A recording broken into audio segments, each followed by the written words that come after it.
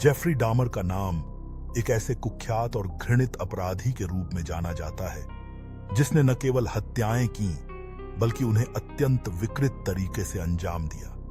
वह cannibal killer के नाम से भी जाना जाता है क्योंकि उसने अपने अपराधों के दौरान अपने शिकार के शरीर के कुछ हिस्सों को खाया। डामर की कहानी एक भयावह दिमागी विकृति, मानसिक बुराई और निर्दोषों के खिलाफ किए गए अत्याचारों की एक भयावह मिसाल है। उसकी हत्याओं ने दुनिया को झकझोर दिया और उसने जिस प्रकार से अपने अपराधों को अंजाम दिया वह बहुत ही डरावने और विकृत था। यह कहानी एक ऐसे व्यक्ति की है जिसे अपनी विकृत इच्छाओं और भूतिया विचारों ने एक खौफनाक अपराधी बना दिया। इस कहानी में हम जानेंगे कि कैसे जेफरी डामर ने एक एक करके हत्याएं की और फिर उन शवों के साथ भयानक कृत्य किए। साथ ही हम यह भी समझेंगे कि उसने इस तरह के घृणित कृत्यों को क्यों अंजाम दिया और कैसे उसके अपराधों का खुलासा हुआ। अध्याय 8, जेफरी डामर का प्रारंभिक जीवन, Jeffrey Dahmer's early life. Jeffrey Lionel Dahmer का जन्म 21 मई 1960 को अमेरिका के मिलवॉकी, विस्कॉन्सिन में हुआ था।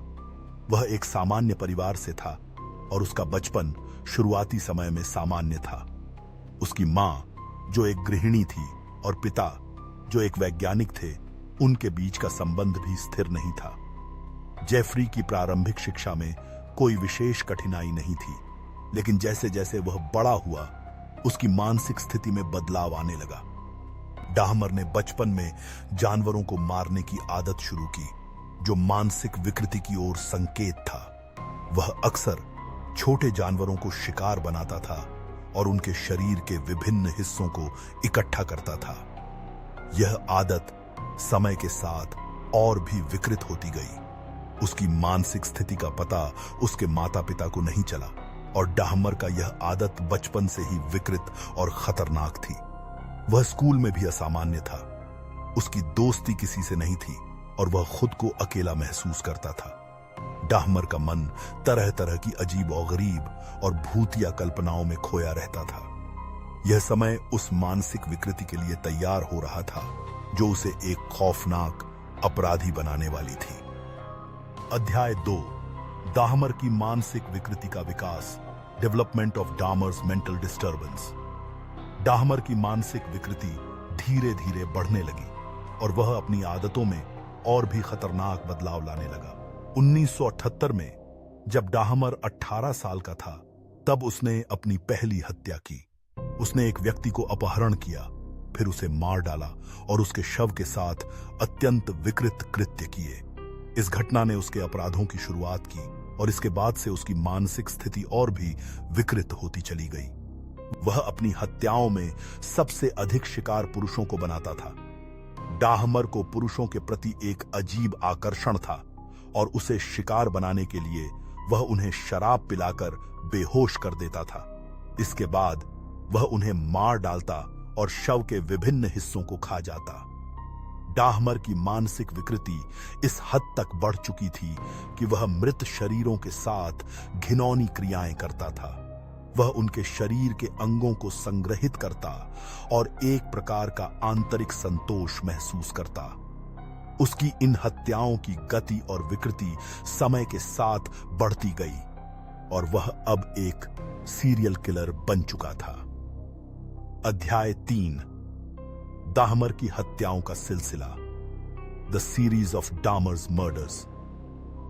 जेफरी डामर की हत्या की शुरुआत 1978 में हुई और इसके बाद से उसने 1991 तक लगातार 17 लोगों की हत्या की।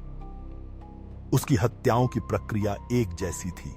वह पुरुषों को शिकार बनाता, उन्हें अपहरण करता, फिर बेहोश करने के बाद उन्हें मार डालता और शव के साथ अत्यंत विकृत कृत्य करता था।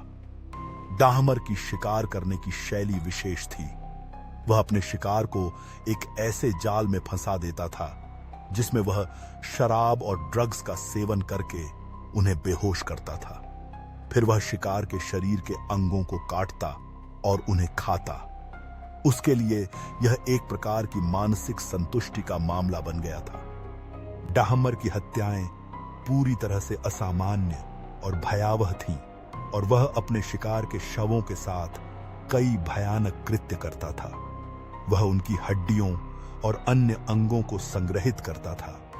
यह सब उसकी मानसिक विकृति का हिस्सा था, जो उसे किसी भी प्रकार की नैतिकता या इंसानियत से दूर कर चुका था। अध्याय 4, डाहमर का गिरफ्तारी और मुकदमा, डामर्स अरेस्ट एंड ट्रायल।